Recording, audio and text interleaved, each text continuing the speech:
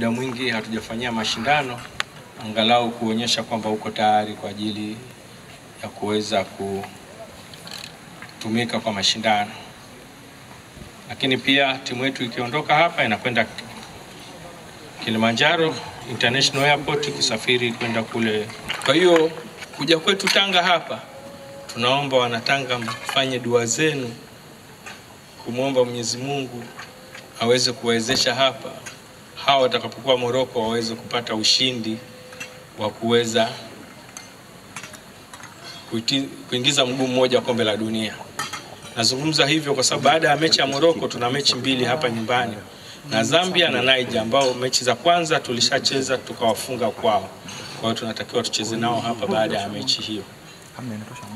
Lakini pia vijana wetu wa chini ya miaka 17 wanaenda Morocco kwenye mashindano yanaanza tarehe 31, watakuwa kule kwa muda wa wiki 2, na pia watakapofanya vizuri wanaenda kombe la dunia.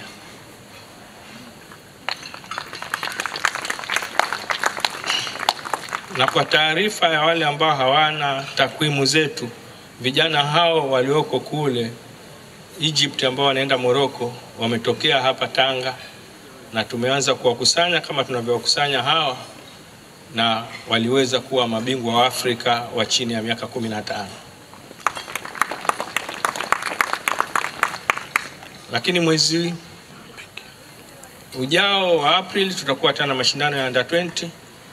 Tuna timu yetu inashiriki na ikishinda itaenda kombe la dunia.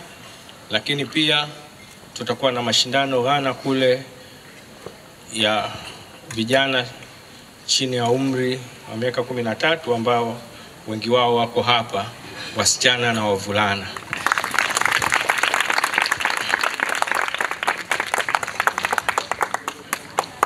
Mheshimiwa mgeni rasmi, kidogo natoa data hizi. Najua watu wanawahi na wewe utakuwa na muda, lakini tujue muhimu wa kituo hiki na matokeo ambayo tumeshayapata.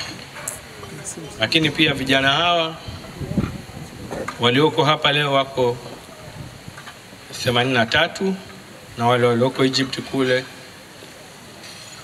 wako 24, na wote wanakaa hapa, na kituo chetu kiko pamoja na wenzetu wa FIFA kwenye mradi unaitwa TDS, ambao ikiwezekana na kimpendeza Mwenyezi Mungu tumeshafikia hatua za mwisho ya kuweza kuwa hiki kituo FIFA Talent Academy, na inawezekana mwezi wa 5 wakaja hapa kwa uzinduzi rasmi.